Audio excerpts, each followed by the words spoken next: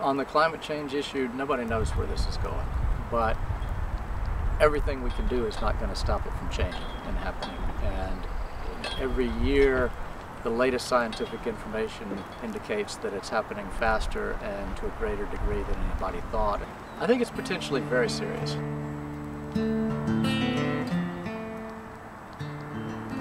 My name is Ken Dawson. My farm is called Maple Spring Gardens, and we own a 79-acre farm in Cedar Grove, North Carolina. We raise vegetables, small fruits, cut flowers, bedding plants, and culinary and medicinal herbs, all of which is sold within about 25 miles of the farm in the Chapel Hill and Durham areas. The first year that I sold produce at the Carrboro Farmers Market, we had a few hand tools and a borrowed rototiller and an old station wagon and tilled up the corner of some friend's pasture. And that was 35 years ago. The farm has grown a great deal. We have 8 employees, we have greenhouses, we have tractors, we have land, lots of resources to work with now, and we produce a lot more food than.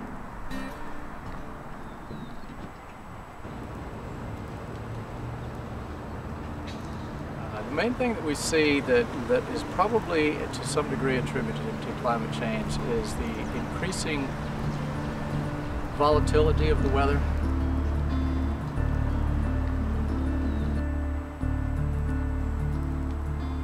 Periods of drought and so forth. And that seems pretty consistent with what I hear from everybody around who's farmed in this part of the country for an extended period of time. It's just becoming more volatile and more unpredictable. We've had a really wet winter and spring, and every year we have periods when it's too wet and periods when it's too dry. But we're prepared to irrigate everything that we grow. We have covers to cover things to protect them from late frosts or early freezes in the fall.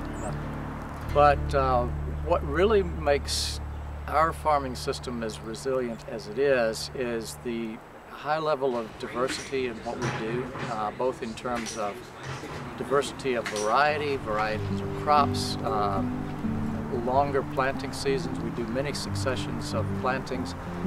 So all of these are different strategies that help to buffer out some of the extremes that we're going to encounter in the weather, because we just never know what's coming. You know, there are places in the United States where the weather is very predictable. For example, in parts of California, you know that it's not going to rain for months on end. You just know that. It's going to be sunny every day, the temperature is very consistent, and it doesn't rain. Whereas in other parts of the country, people are starting to see shifts in weather patterns that they've never seen before. There's nothing we haven't already seen in the South. We're just getting more of it. I think certainly we all have an obligation to do everything we can to reduce carbon emissions and decrease our own personal impact on the climate.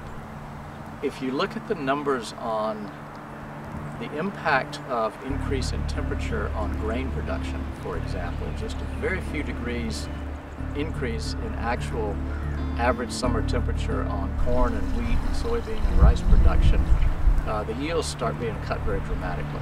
So all of a sudden people are getting less harvest because the summers are hotter. So I think the potential impact on agriculture of climate change is very serious. I think things are going to look a lot different by the time you folks are my age.